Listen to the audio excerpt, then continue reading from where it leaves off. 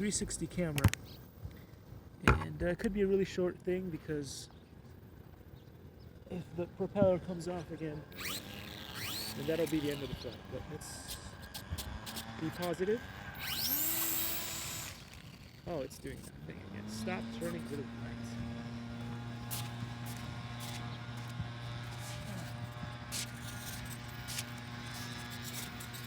right. Alright, one more time.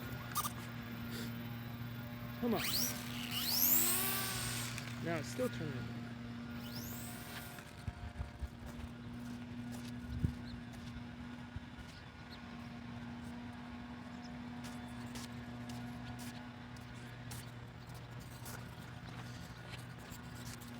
right. One more time, man.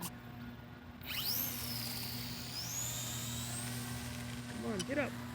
Ooh, it did get up.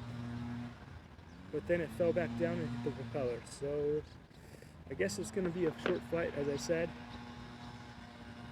There's still something wrong with the whole thing with this plane. And you just saw it. You just saw it. It went up.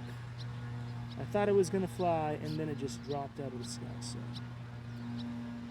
there's a whole lot of stuff that's not right with this plane.